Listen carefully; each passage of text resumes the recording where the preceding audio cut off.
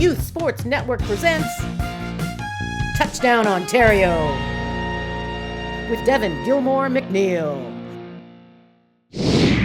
Welcome back to TouchDown Ontario's Fall Football Roundup here on TYSN, brought to you by Football Ontario.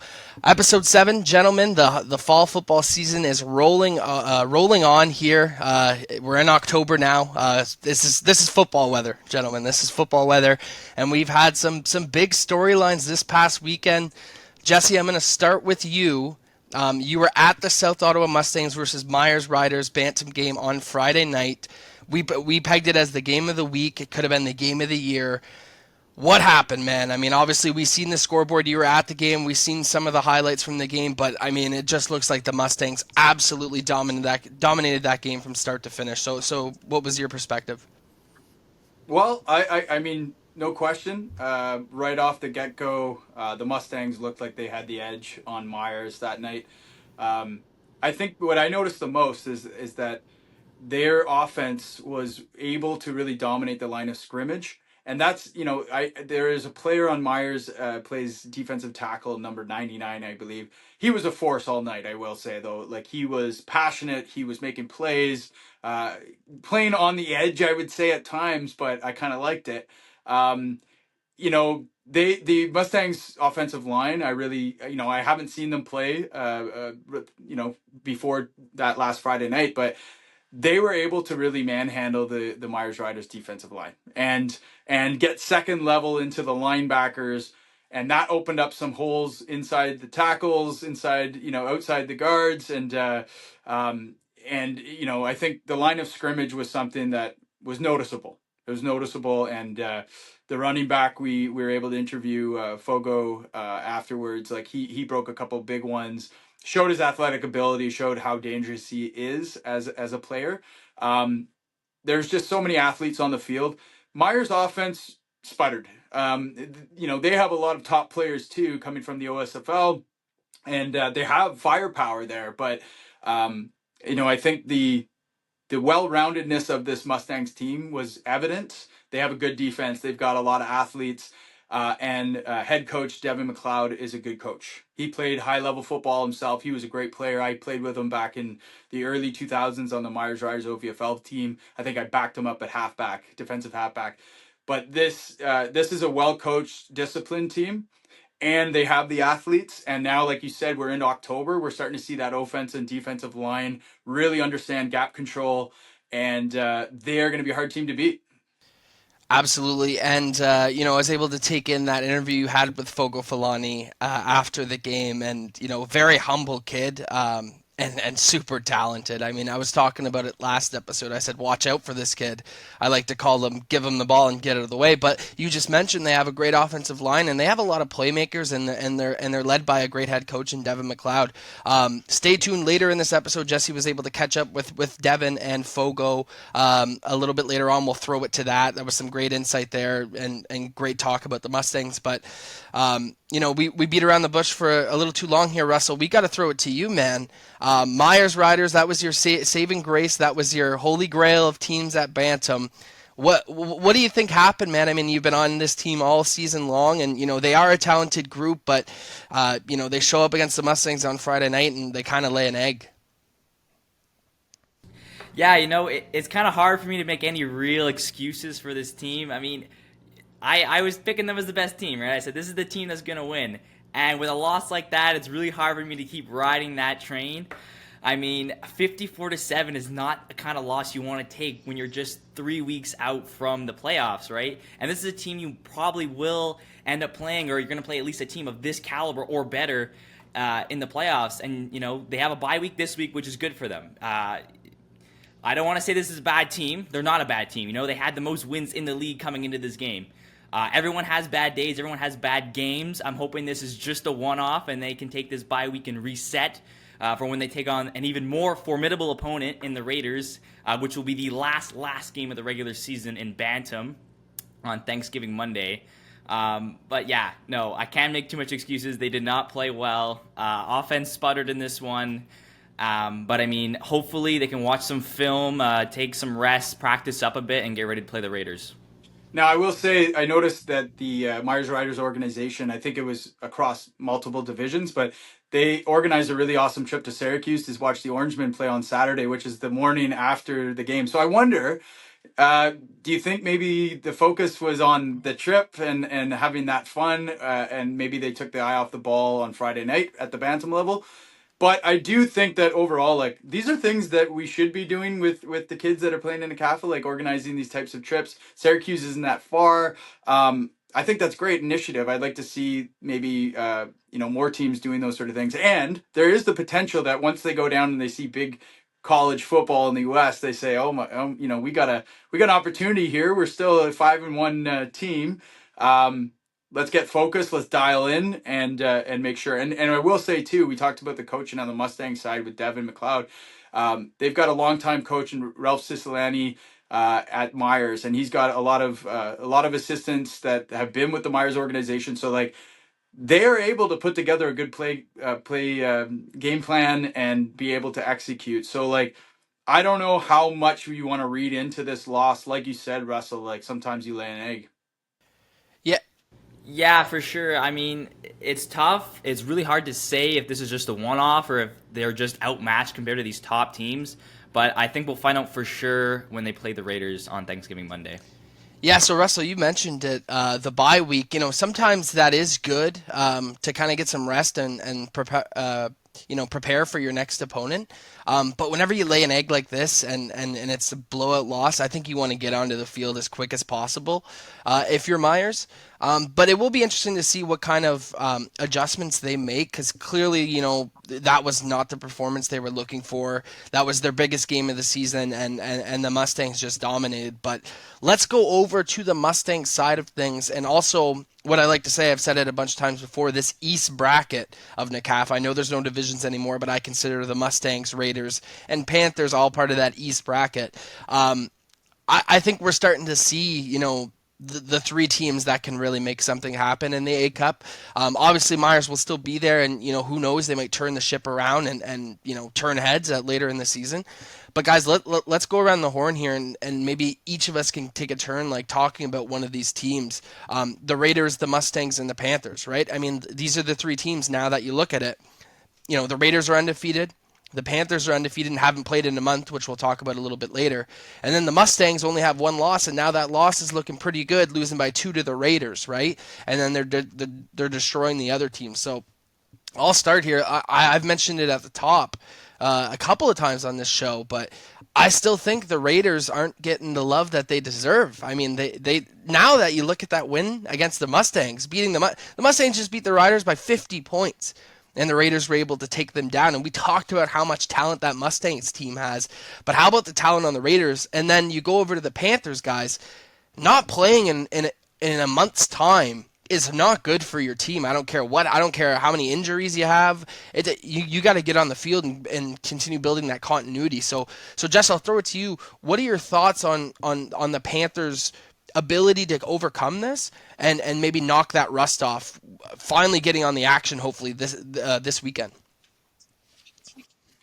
Yeah, well, I mean, let's just start by saying Cumberland Panthers at the Bantam Division are the undisputed heavyweight champions in the city. They are getting the respect because they deserve the respect.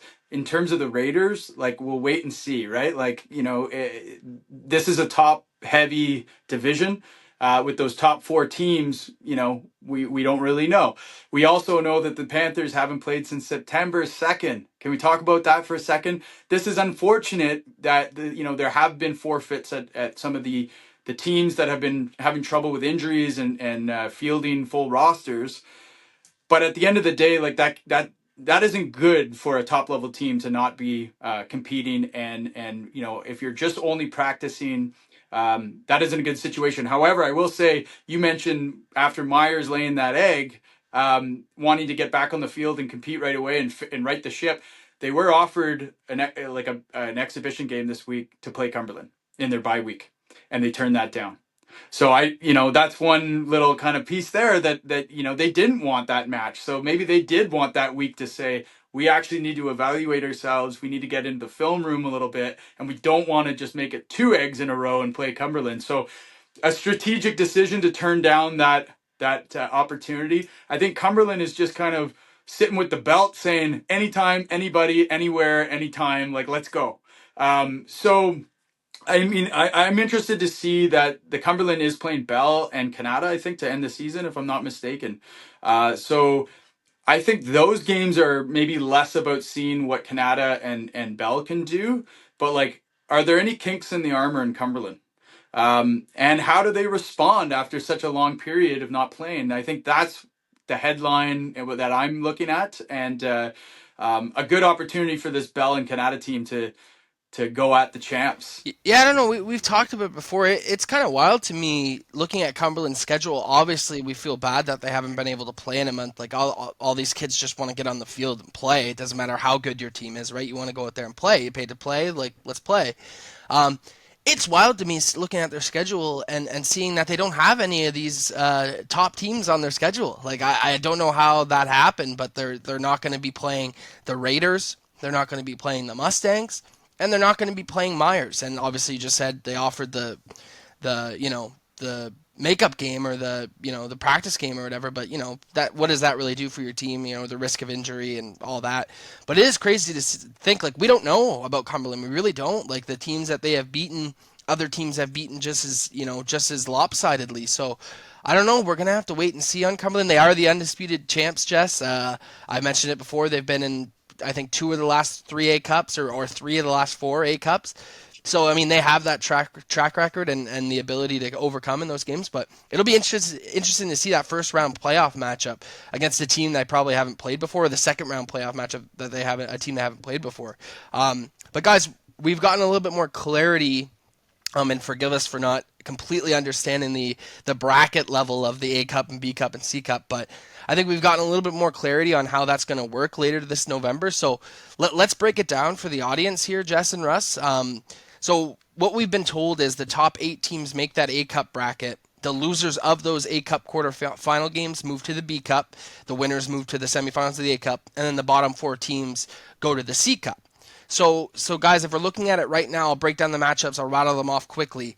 These would be your matchups if the season ended today. We would have Cumberland against Bell, the Raiders against the Giants, Myers against Cornwall, and the Mustangs against Canada. So I kind of like the top 8 team thing that they have going on for the A Cup because I always remember if you lose that game, you go to the B Cup, and that's a pretty good consolation prize.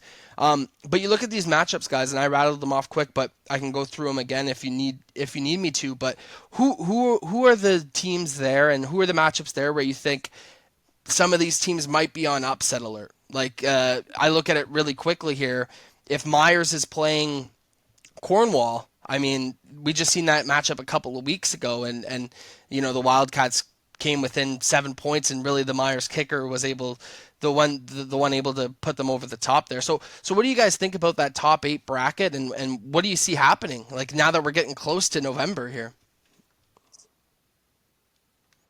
Yeah, I couldn't agree with you more, Devin. I think Cornwall and Myers is a big upset alert. I know you're going to like this as a Cornwall Wildcat yourself. But, I mean, yeah, the last time these two teams played, it was a close match. Myers is coming off a bad loss here, and they're playing another formidable opponent. They could be really worn out playing playing the Riders and playing the Mustangs coming to the playoffs. So if they come in worn out, maybe a little bit of wear and tear, injury, and they play a Cornwall Wildcats team that's hungry, they really want to win. And, it was a close match last time, so maybe a little bit of wear and tear is all that Cornwall needs to take that win against Myers in the playoffs. Yeah, I think it's a great point, Russell, and I also think that, looking at these teams, right, I mean, we've seen these matchups already, so it'll be interesting to see what adjustments these teams make because, just because you see a matchup one time and maybe a team wins by 20 or even like 25, 30 points, it doesn't mean that the other team's not going to make adjustments. I mean, at the bantam level, these kids are learning quick and they're starting to come into their own physically and mentally in this sport. And, maybe it takes, half or even 3/4 of a season to kind of find your groove and find kind of what your role is on the team and what your team's capable of doing. I'll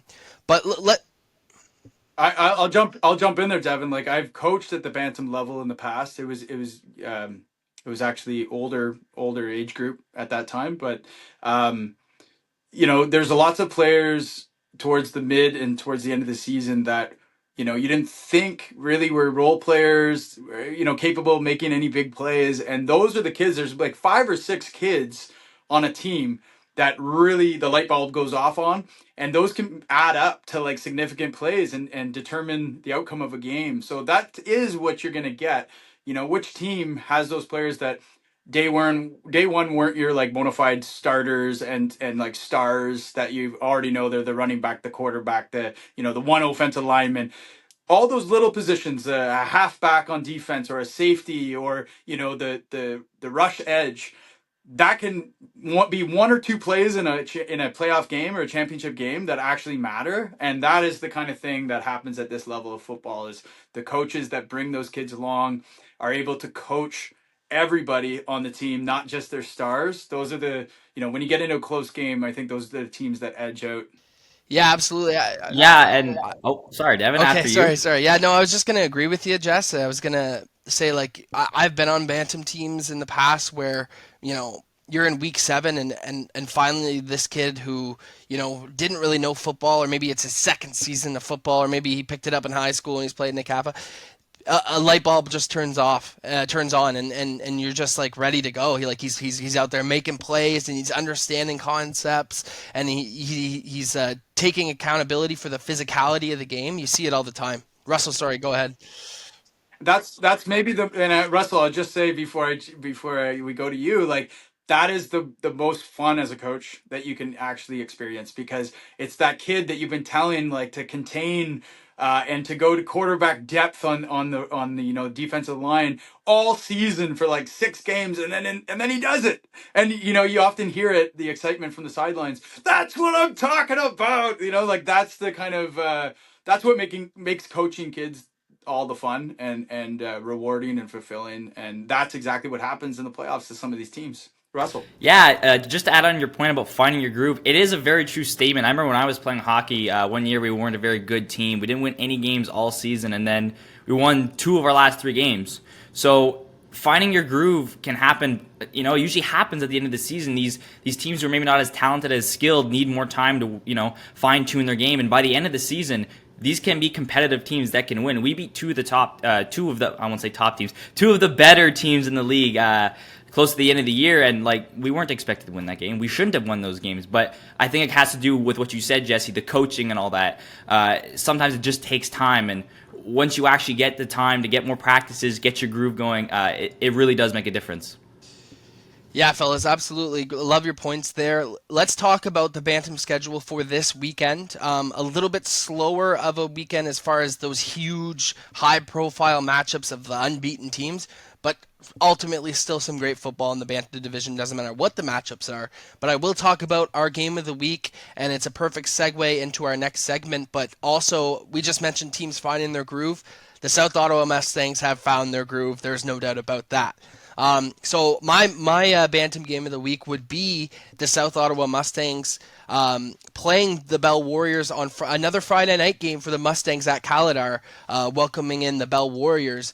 I look at this game. I've been a big believer in Bell all year. I've talked about the strength of their schedule to begin the season, and now this is also another matchup here where, are the Mustangs going to be coming in riding too much of a high? Destroying that Myers team, and that was pegged as the game of the week, maybe the game of the year. Do they come in a little too high on themselves at home, maybe looking past Bell and thinking, all right, like who do we have in the A Cup bracket, like who, blah blah blah. This is a Bell team that I think can come in and present a real challenge. I think Bell is a lot better than their 1-4 or 1-5 record is on paper. So that's my game of the week, but. What do you guys think of that matchup, and how do you think that all boils down? Obviously, the Mustangs are a juggernaut, and we're going to hear from one of their star players just right after this, but what do you guys think?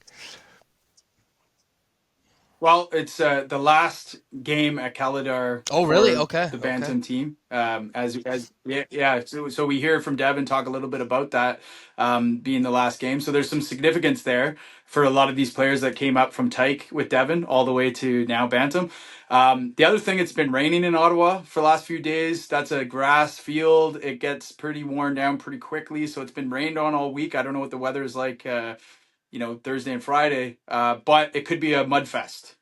And I will say that they've got a really great defensive coordinator at Bell Bantam and Joe Papalia. He's been there a long time. He'll get the best out of his players. So maybe the proficiency of the Mustangs offense will be slowed down a little bit, neutralizing the competition. So, that could happen. So yeah, you're right. This might not be a foregone conclusion. Absolutely. Well, Yeah, I think a nice Friday night. Oh, again, go ahead, after you, Russell. Go Devin. ahead. I Go ahead. insist. Go ahead. No, I was just gonna say that I think a nice Friday night game, the last one of the season at Caladar Park, it's going to be a great matchup regardless of the teams playing. 100%. Well, guys, I think this is the perfect segue to throw it to Jesse's conversation with head coach of the South Ottawa Mustangs, Devin McLeod, and their star do-it-all running back, Fogo Falani. So enjoy. All right, I'm here with two very special people that are part of the NCAFA community. We've got head coach of the U16 Bantam team, Devin McLeod, and we've got a star player here that I had the privilege of watching you play last Friday night at Quinns Point, Fogo Fulani. And why don't we start with you, Fogo? Why don't you tell me a little bit about what drew you to the sport and what your journey's been like moving to, coming to play for this U16 Bantam team for the Mustangs now? Yeah. So originally I was a soccer player, and then learning about football from people that go to my school, because Mustangs, South Ottawa Mustangs, we practice at St. Pat's Field, and there's a lot of people that go to St. Pat's and play at South Ottawa Mustangs, and so from there I got the connections with other people, and they said, "Fogo, I think you do a lot of football," and I was like, "Okay." So I played the first Pee Wee year, and I had a great experience, and I was like, I found a new love in the game. I also had me as a person, I always want to succeed in anything I do. In terms of whatever I put my foot upon, I want to be able to, be one of the top, or be the best person in this space. And so that's how I kept on grinding. I know sometimes there wouldn't be times where the things where I wanted will actually happen. Like there'd be situations where I'd like to play different positions, but they wouldn't be given to me. So I realized, I can't do that by my own. Like I can't just make someone want to give me that opportunity. I have to actually work for it. That person can't just give it to me because I want it, but I have to actually show to that person. The coach always wants the team to win.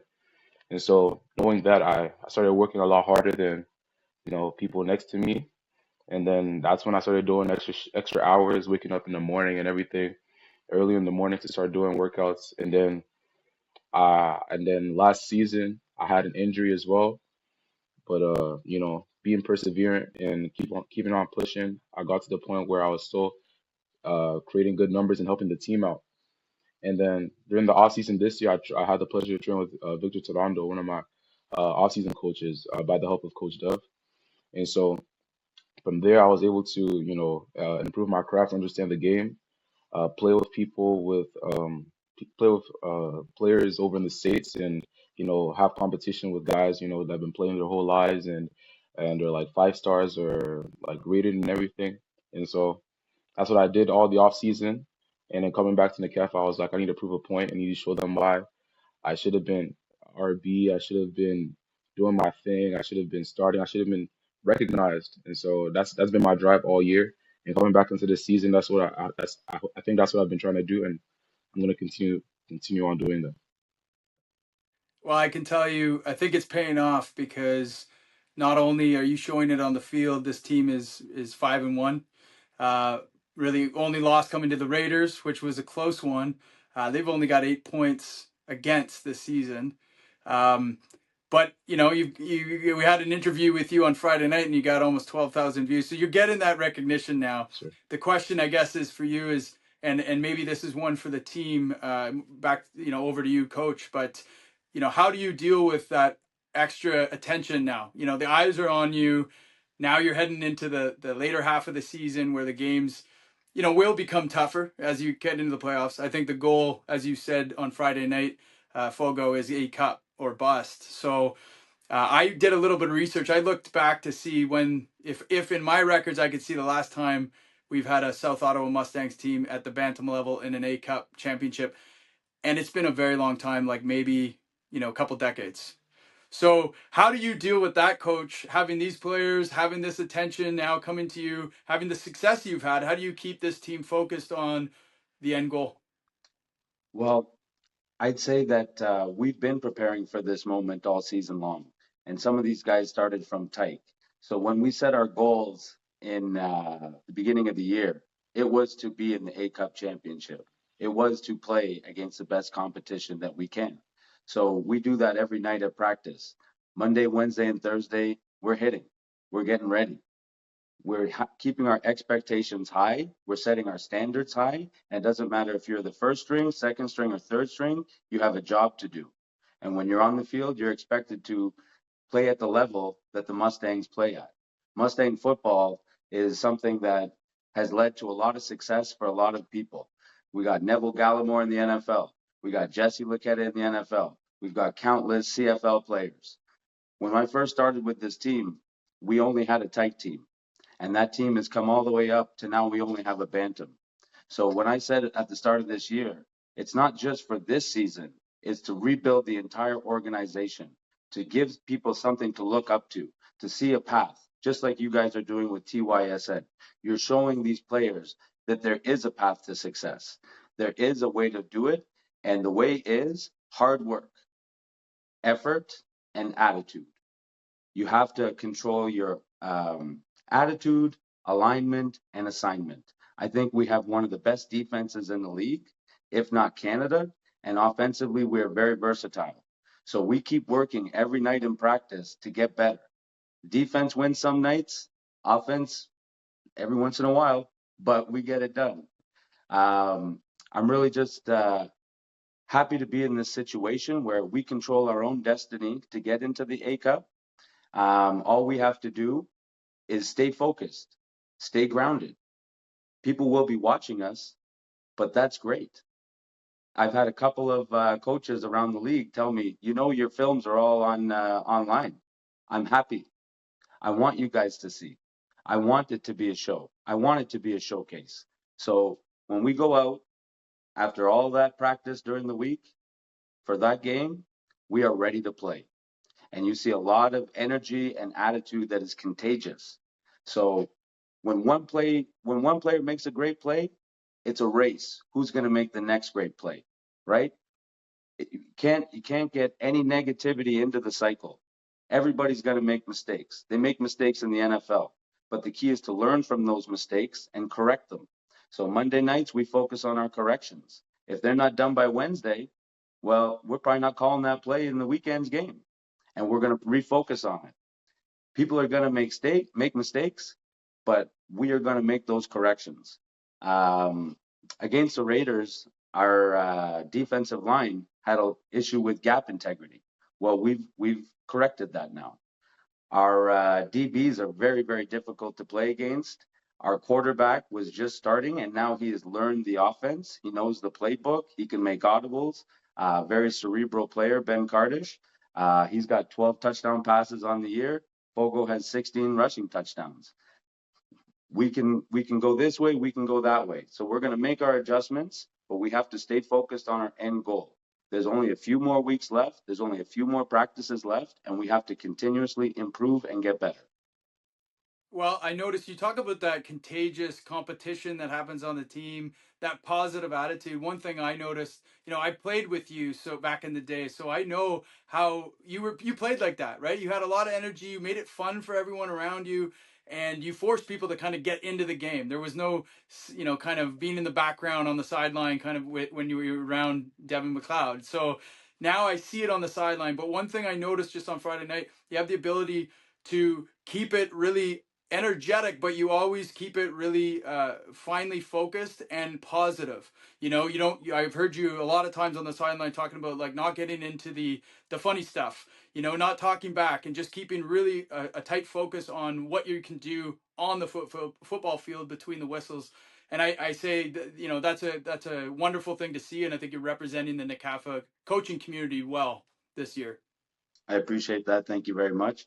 Our goal the entire time has been integrity.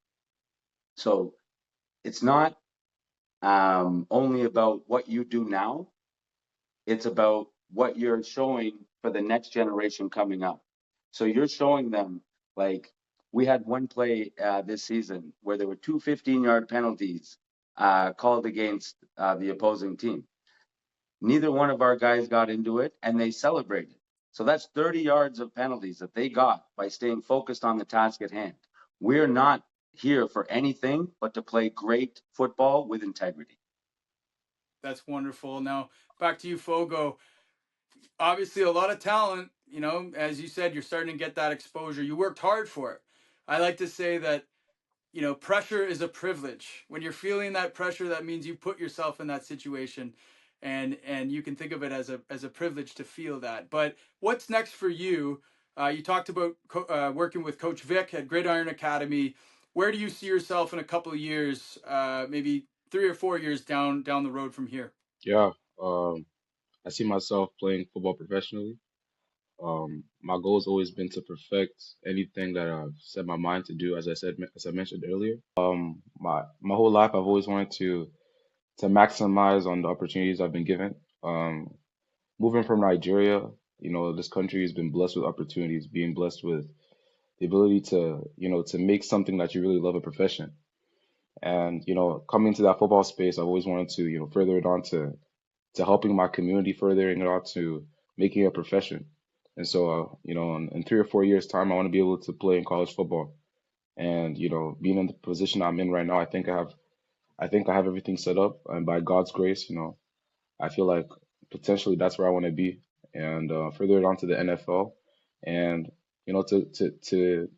to be kind of like a role model to the society, to be a role model to the community in Ottawa, South Ottawa especially. Knowing there's a lot of families that are coming in, a lot of families that are struggling, a lot of families that that have kids that have dreams and hopes, that want to further on their the things that they love, the sports that they love, and showing them that with God and with participating yourself and also putting in that hard work, that nothing's impossible, and that you just gotta be faithful and remember that remember the reason why you're really pushing for that thing that you want, and I think that's always been my goal. Well, it's going to be exciting watching you not just the rest of this season with this Mustangs team, but of course, I think everyone is cheering you on to see where you will go among many other talented players that we have here in Ottawa playing in the NCAFA and in other leagues, high school, Sooners, whatever it be. Ottawa's, a great hotbed for football. So keep up the good work. Last question for you, Coach.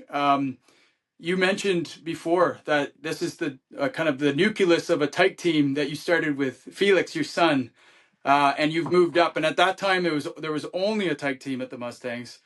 Now there's only a bantam team. A lot of people around the city are worried that this is the last year for the Mustangs' storied franchise. You mentioned maybe rebuilding from scratch, but can you, as a coach, talk a little bit about that? Do you have any insight on what the future of the Canterbury/South Ottawa Mustangs franchise will be from here forward? I think the future will be bright because we have shown that it is a viable opportunity for these kids. So there were people at the Pee Wee level this year who didn't get registered in time, and I know that seeing the success that we're having at Bantam, they will likely want to come back to play with us next year. From the tight perspective, I'm definitely going to be out in the Yeah. community, advocating But for you're saying like you're great gonna go space, back to for a Tyke, you're great safe saying, environment for and kids to advocate for learn, this being a good. community. So I'm going to help with the recruitment. We have a new president, Christy Sakely, who's on board entirely to rebuild this from the ground up. So we have the sponsorship that's coming in now.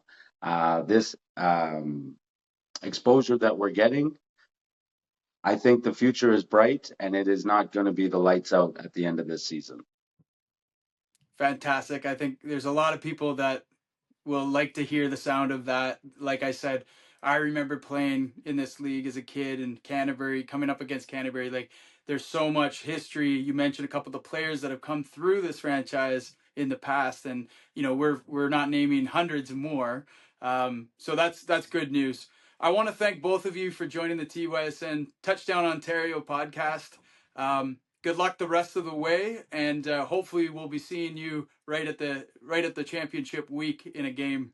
Thank you. I appreciate that. I'm really looking forward to hopefully meeting up with the Panthers at some time this year. We've had some Yes, I great think we battles all through are. the years. 13-12, 72-70. We're due for another good one. Absolutely. It'll be an instant classic. Thank you, gentlemen. Thank you so much. TYSN would like to thank Area 51 for its support of the Touchdown Ontario program. Joy. All right, welcome back. Well, we want to say thank you to Fogo Fulani and Devin McLeod for jumping on the show. Jesse, do you want to kind of recap that interview just quickly? It was awesome for them to jump on with you here. Well, the one thing that stood out that Devin said was, one, there is discussions about this Mustangs franchise. A lot of worry, as I mentioned in the interview, around the community is like, they only have a bantam team. Devin explained in the interview that he came in at Tyke with his son Felix. They only had a Tyke team at that point, and this has kind of transitioned all the way up to the bantam team now, with the core nucleus being with him all this time. What happens when those kids graduate bantam? Is this organization, this storied franchise, done? He doesn't believe so. So that's an interesting thing that I think everyone in the city would like to hear more on.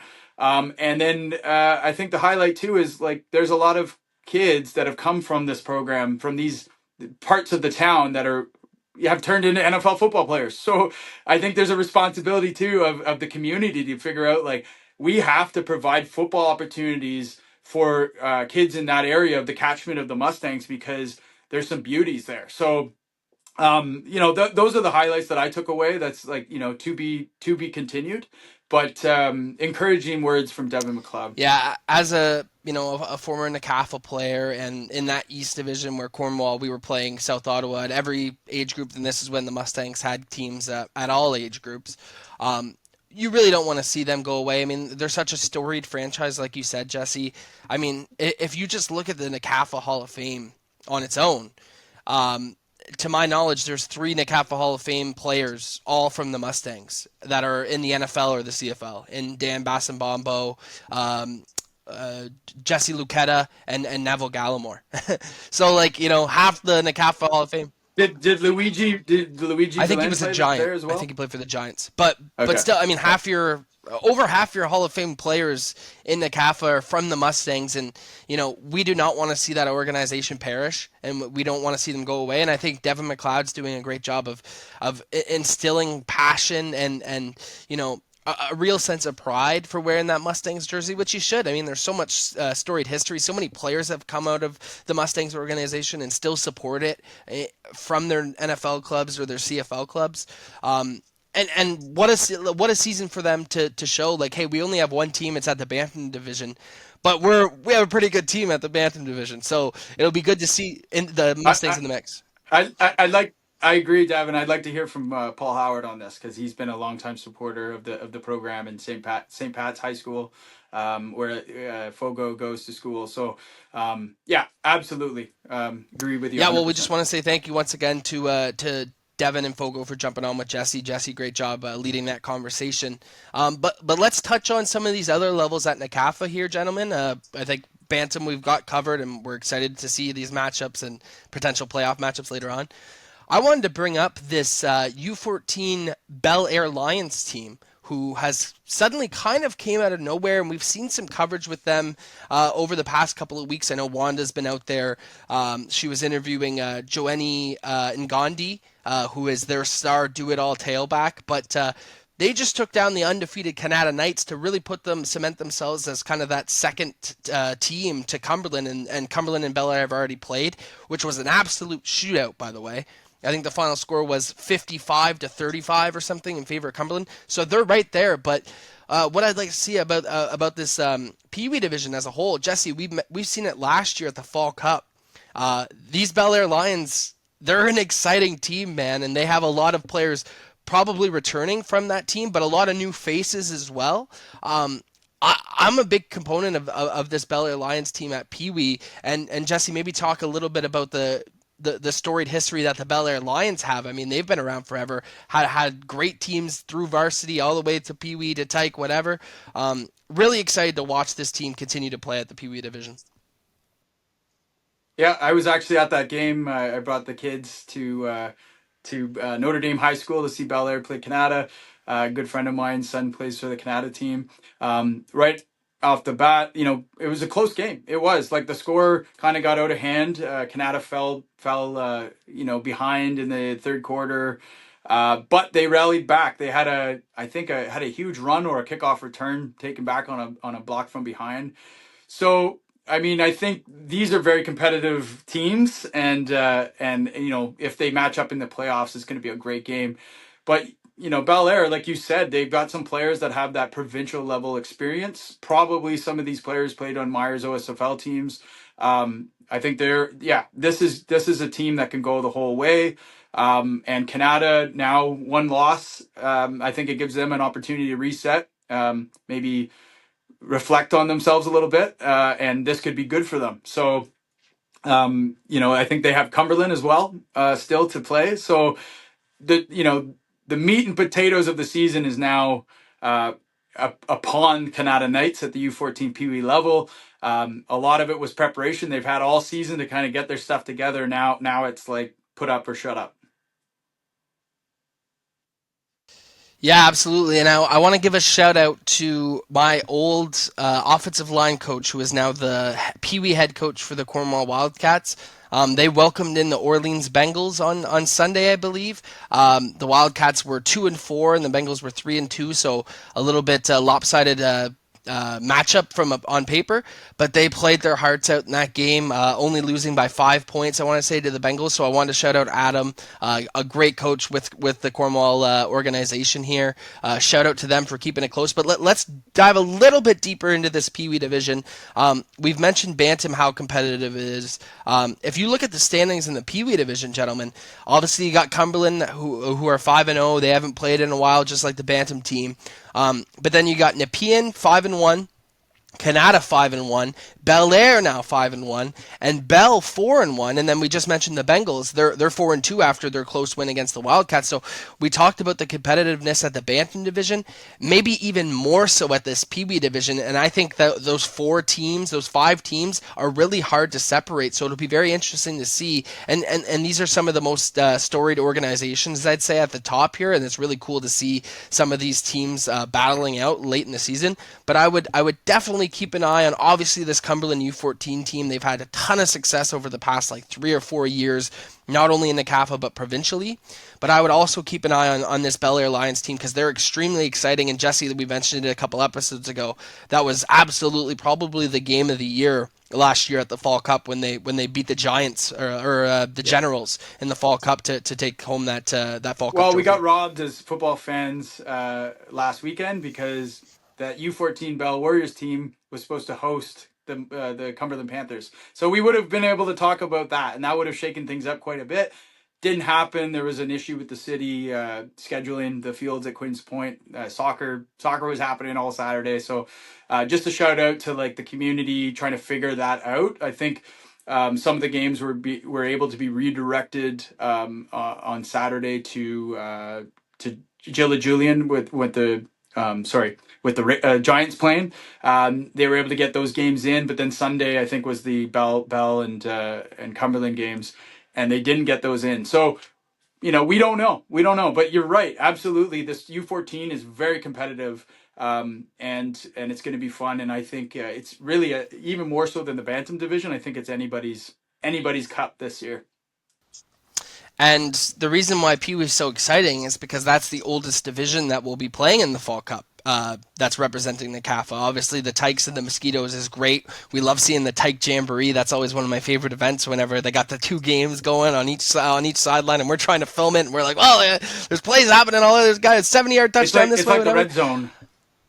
It's like red zone. Yeah, you're like overstimulated, right? You're like, oh my god, I just need to take a break, like take a walk. But yeah, no, the Pee Wee division is going to be really exciting because they're going to have that crossover to play the OFFL, and that's the oldest division. And we've talked about it here, fellas, before, but that Pee Wee division is really where you start to see, the competitiveness come out. It's obviously still a fun sport at all levels, but at that age group, you're really starting to be like, hey, I want to win, man. Like all this is like sunshine and rainbows, but like I also want to win football games here. And getting that crossover with the Fall Cup is going to be awesome.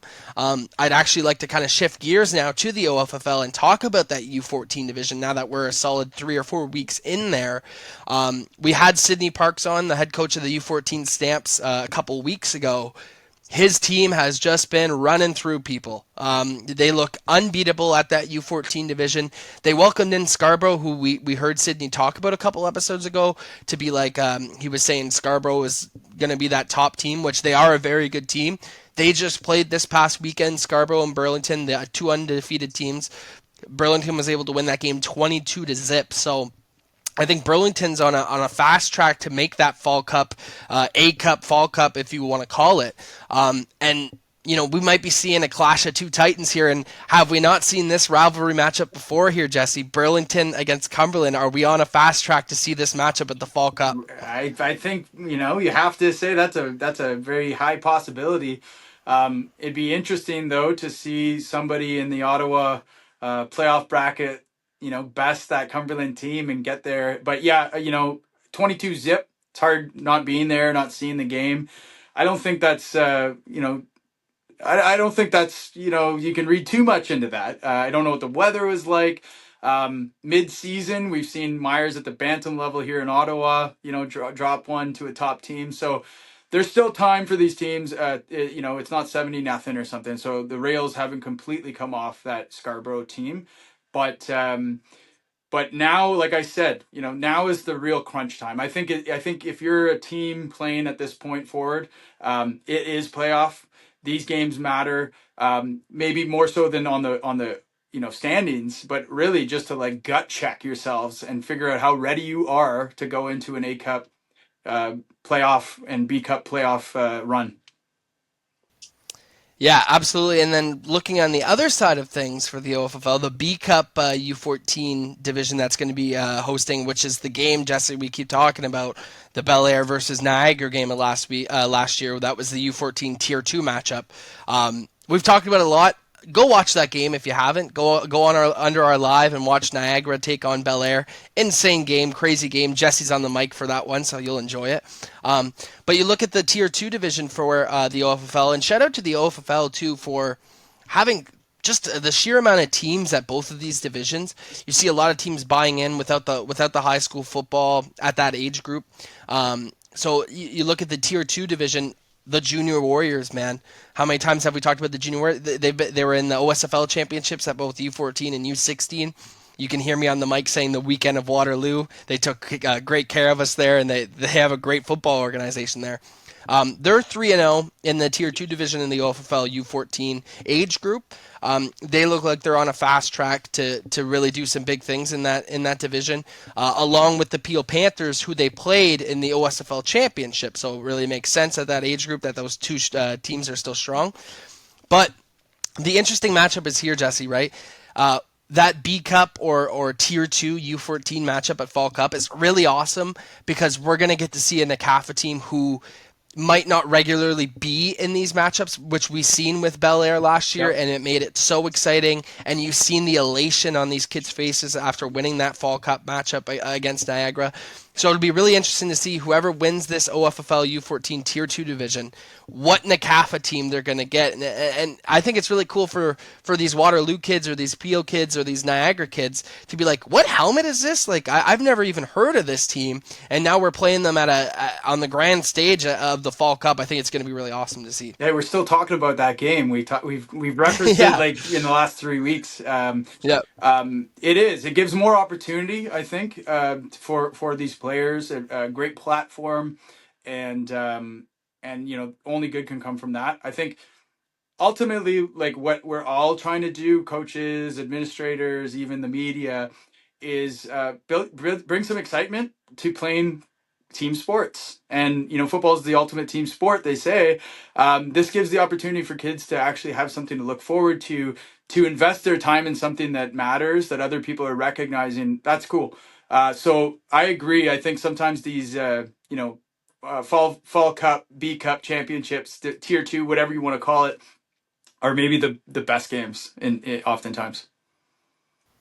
Yeah, so exciting, and these teams don't get the opportunity to play in these games a lot, like especially some of these NCAFA teams where, their season's only, just 3 or 4 months, right? They don't have this 12-month thing. So the passion that you have whenever you're wearing your Raiders jersey or your Bengals jersey, I think you take a little bit more pride than whenever you're wearing like your summer jersey. Like I just think because those are all the guys you grew up with. These are all the guys you're going to be going to school with, right? Because you're all in the same area code, right? That's the way. That's the way. Pride. That's the way it should be. It's like neighborhood ball. Like you always kind of Yeah. remember where you came from. There should be some pride around that. You want to represent that, and like if you're a provincial level all-star player and you go back to your territory in Ottawa, you got to represent them well, and it's actually your responsibility and your job to like bring up the players around you that maybe aren't at that skill level. So really, like if you're instead of bitching about being on a bad team, really it's your obligation to like bring that team up. And I think when you look at those provincial level OSFL all stars that go back to their team, that's how you're being judged. It's not the win and loss record. It's like how you show up for your team and how you be a leader. So another like storyline to like be drawing out in these playoffs is like who are these OSFL players that have gone back to their territory in Ottawa. And I think the same thing applies to Scarborough or Burlington. Same thing, right? Yeah, no, absolutely. I was super excited. Shout out to the OFFL for keeping on doing their thing. I always see their social media posts of updating the scores and the games of the week and everything. So really awesome to see that. Love the correlation that we have with those two teams, those two organizations meeting at the end of the football season to really cap it off, right? And it's a great celebration of football at those events for the Fall Cup. Football Ontario's there, we're there. Tons of coverage, Ottawa versus the GTA, whatever you want to call it. It's really a cool sight, and can't wait for those matchups to take place. And I think we're going to get word by the end of next week. I think the deadline's been set to get an answer from the Quebec Bantam Football League. Right, and right, the Quebec yes. Midget Football League to see if they want to come in and play the champions of Ottawa at the Bantam and varsity level. That would happen probably the varsity level Friday night, the only game. And then also on Saturday, the last game of the Fall Cup would be the Bantam winner playing the QBFL winner. They do play different styles of football, 4 downs in Montreal versus our 3 downs. They don't give a yard off of the line of scrimmage. So all those things are like details, like actually, it's a little bit more. They have some rules where you have to pass within a certain amount of times, all that stuff. So those are the details. I think what's important is that these two teams have a competitive finish to their season, especially like if Cumberland does go on and win the A Cup at the Bantam level. They haven't played a lot, so this gives them another game and probably a worthy adversary to play. I think it'd be hype. So I believe the league has given the QBFL and QMFL like another few days to make a decision on that, and otherwise we're going to move on. They've got to figure it out. Yeah, I just have a question. Do you know which rules go ahead, they would Russell? be playing under, either the NCAFA rules or the QBFL rules? It's usually a negotiation in the past, but usually the host decides. Like, so if the teams go to Montreal, they'll play the yard, no yard on line of scrimmage. I think the downs is a negotiation. So I think in the past we have played 4 downs when we go there.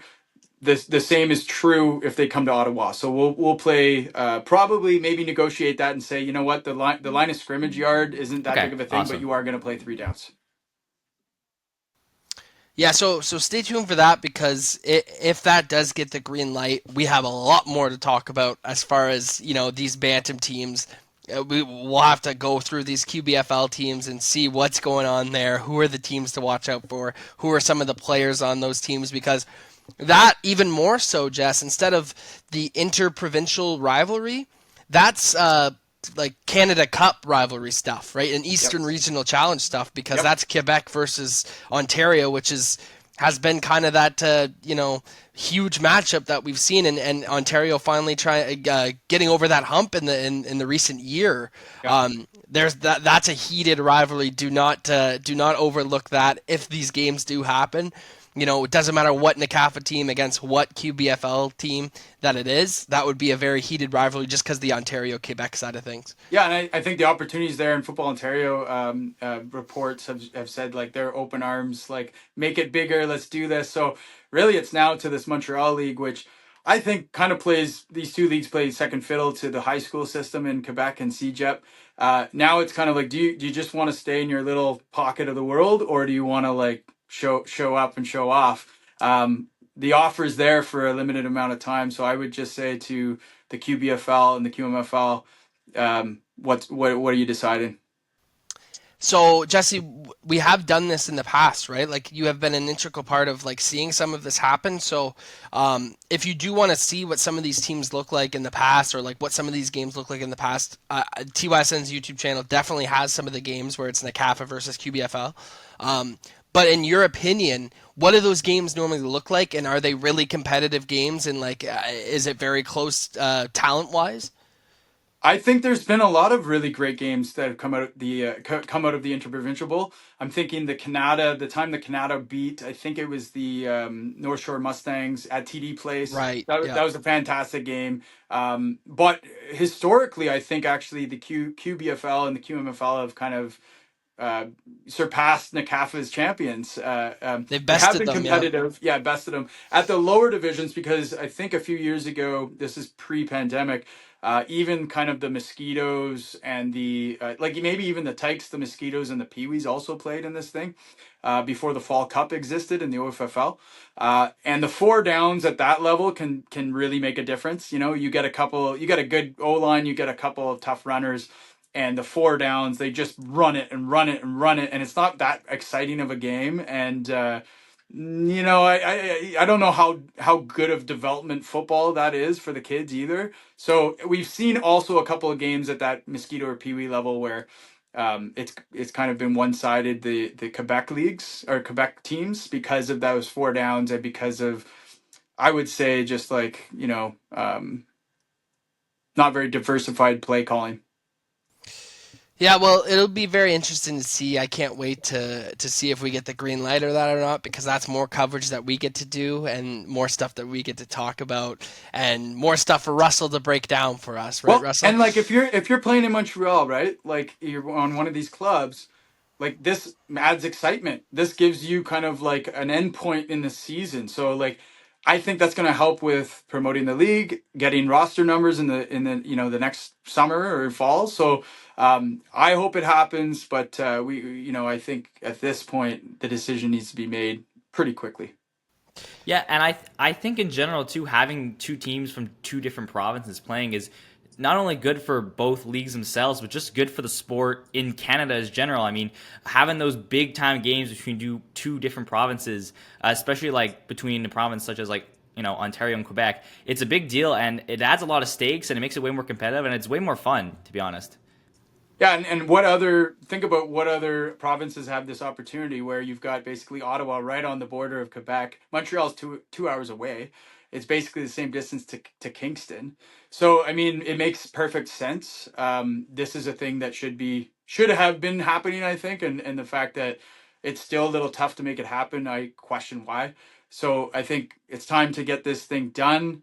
Start looking at the coverage of who is who in the QBFL and the QMFL, and start building the hype, because this is going to add more relevancy. It's going to add a couple more competitive games.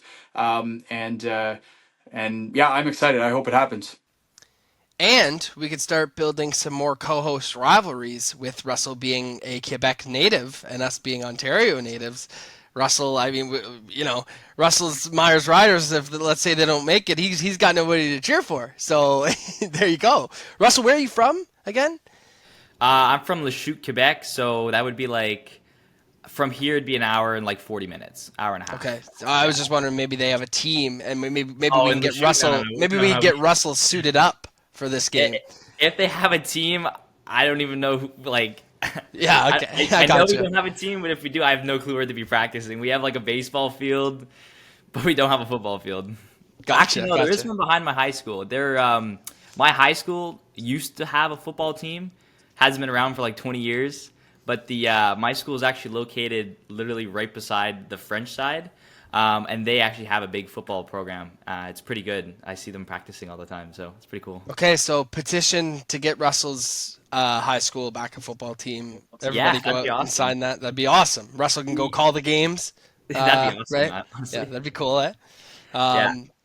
But yeah, no, fellas, really appreciate the breakdowns. Before we move on to, I wanted to touch on our huge varsity matchup this week. But before we move on to the varsity division, I wanted to give a shout out to the Tyke and Mosquito divisions at NCAFA and the OFFL. A lot of these kids playing in their first football seasons, and they're starting to wrap up now. The season's starting to get later into the season, so they've played a lot of their football, kind of boiling down their first football seasons.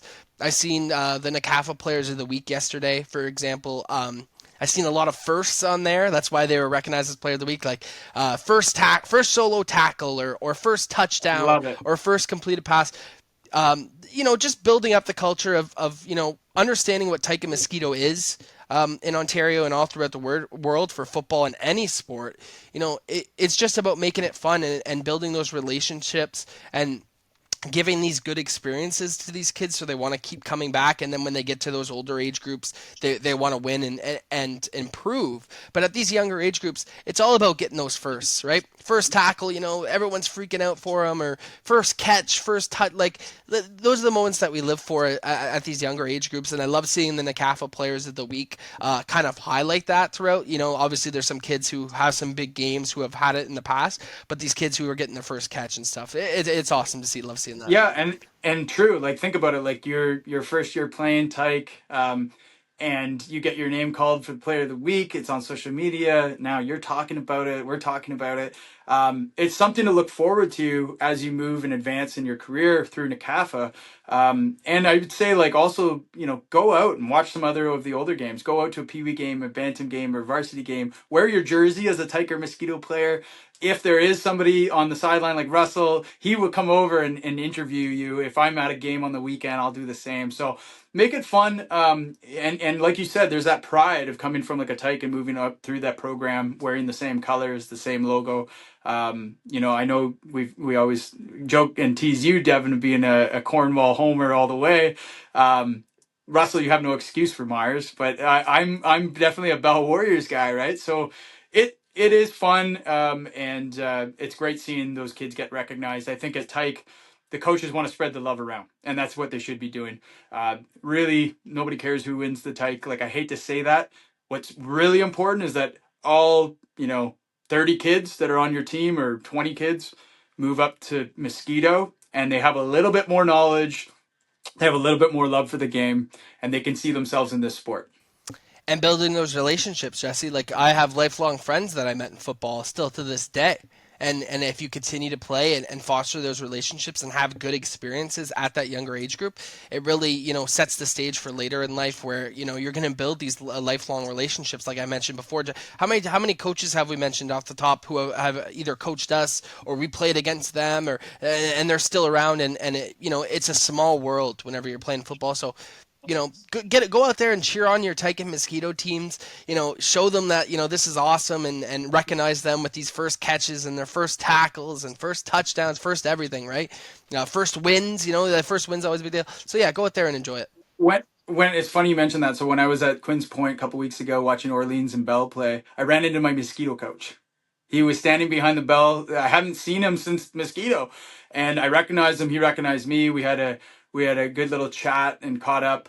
And he was wearing kind of one of the shirts that they gave me in Mosquito. I remember at the banquet, and it had this Mosquito with a helmet on. It was super cool. He knew the gentleman that designed it back in the day, and he said, "I only wear this out every once in a while because I don't want to ruin it, because it's the last one that exists on planet Earth."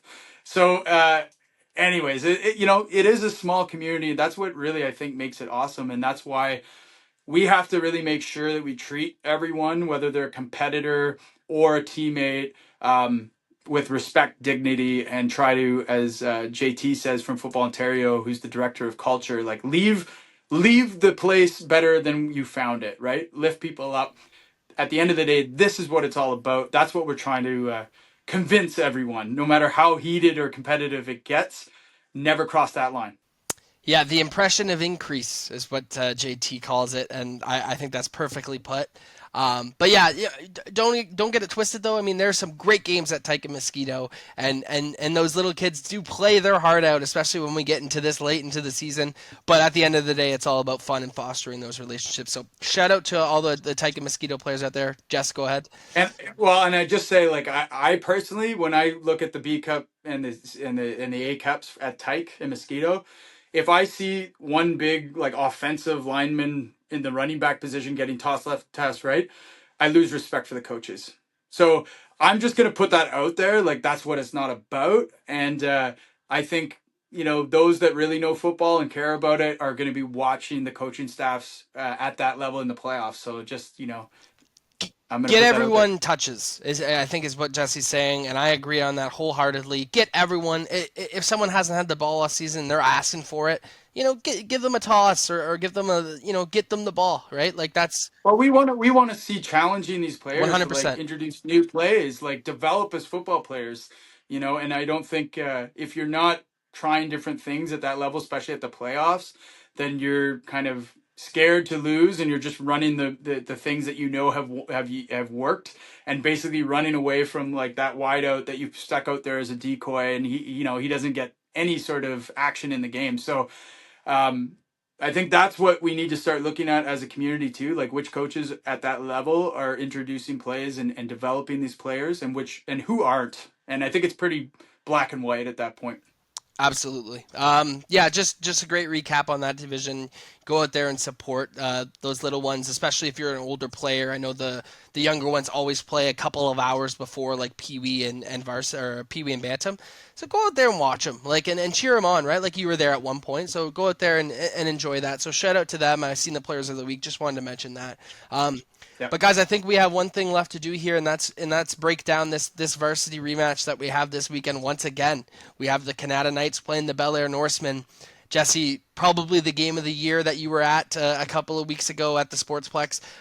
Back at it once again this Friday night at the Sportsplex. We got the Norsemen versus the Canada Knights. Both teams have won all of their games since their last matchup, so you're looking at, I want to say 5-0 versus 4-1.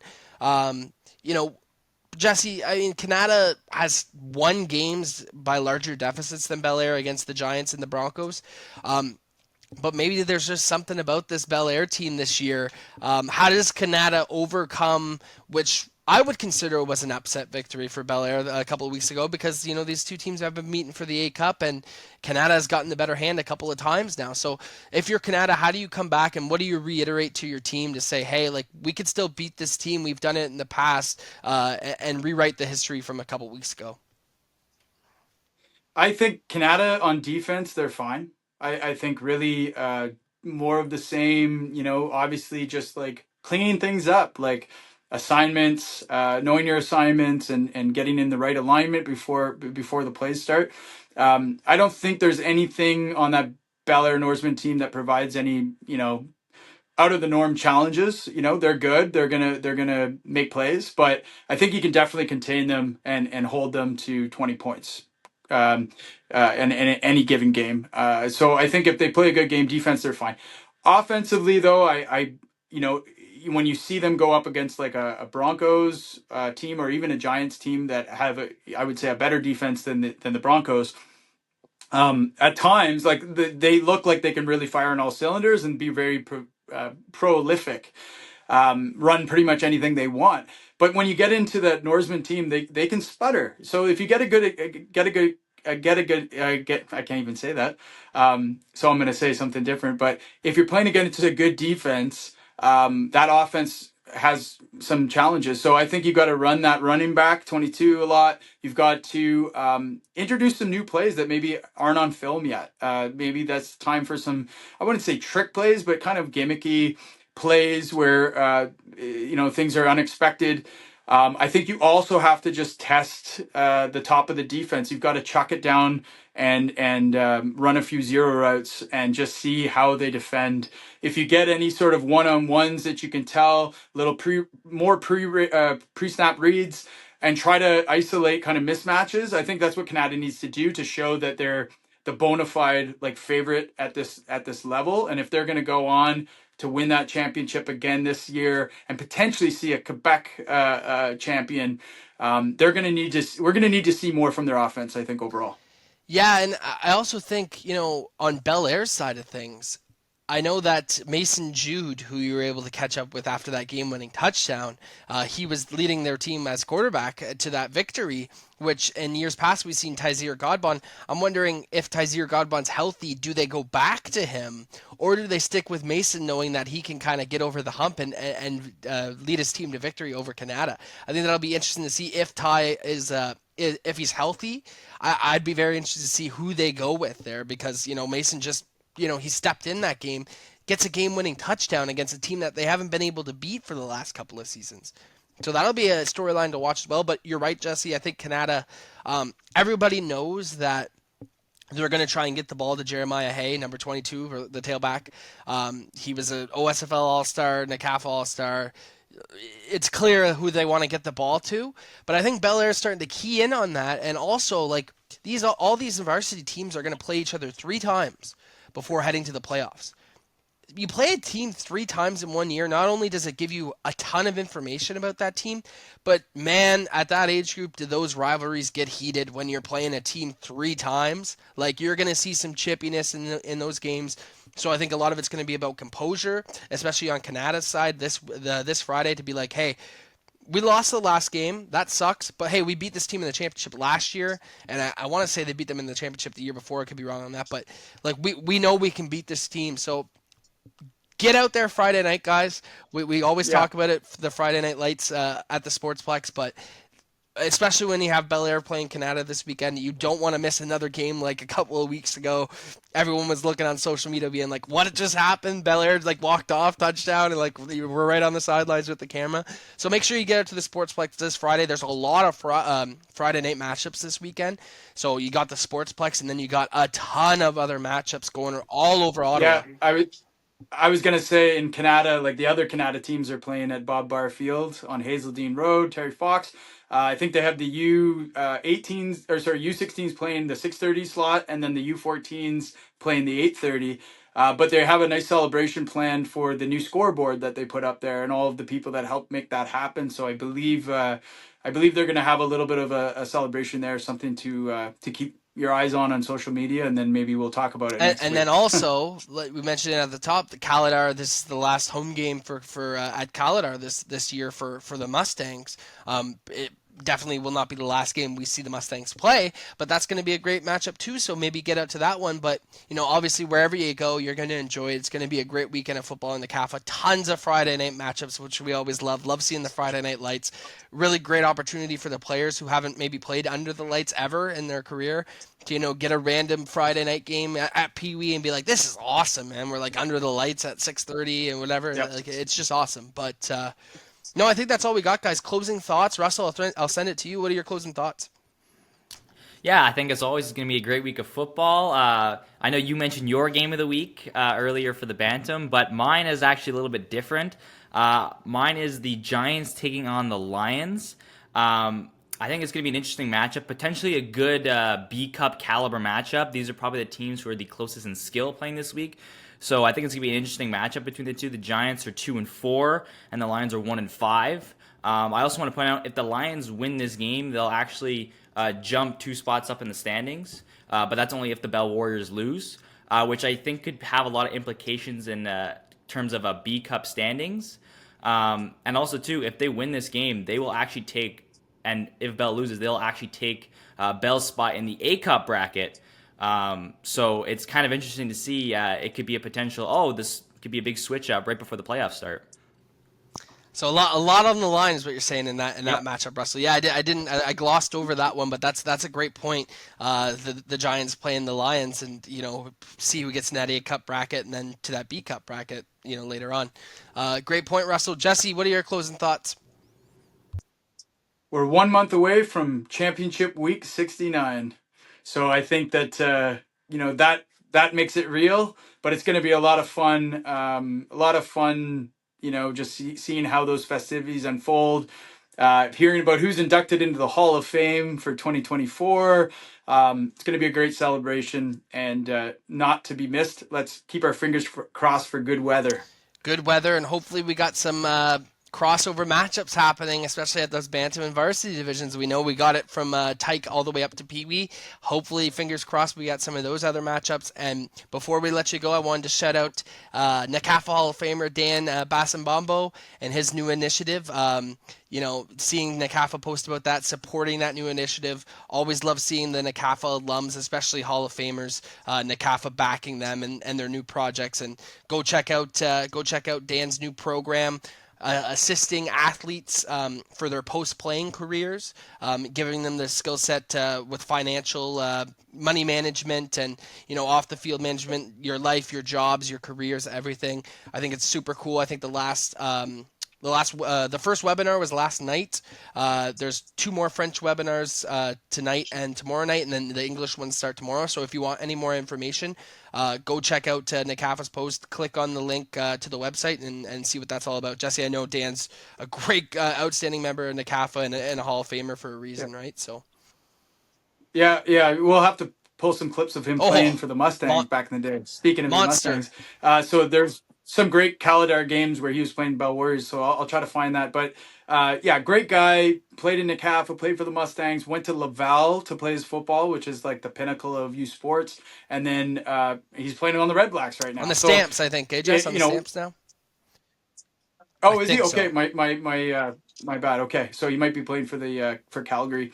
But he, what better guy to learn from? He's a community guy all the way through, NCAFA Hall of Famer. So I love the fact that also he's bilingual and he's able to offer these programs in French too. So that's very cool. Yeah, absolutely. www.nextstopacademy.ca to see more about that and support Dan and learn some more about off the field. And he's been a great entrepreneur as well as football ambassador for many years now. So I think that's all we got, gentlemen. Another great episode. Russell, really sorry about Myers, but I think they'll bounce back. Myers' pedigree. I know you're a little bit unfamiliar with the league structure, but Myers has been a great organization for many years, winning multiple A Cups. I think they'll bounce back just fine. But for you guys, great episode again, guys. Can't wait to see the matchups this weekend. Make sure you go out Friday night, take in all the football that you can, get overstimulated like it's red zone. I'll be, the Hanson calling the game. That's what I'll take that role. But really appreciate you guys joining us here on episode 7 for Jesse Card and Russell Silverson. I'm Devin Gilmore McNeil. You're watching this on TYSN. Thanks for joining us. TYSN would like to thank Area 51 for its support of the TouchDown Ontario program.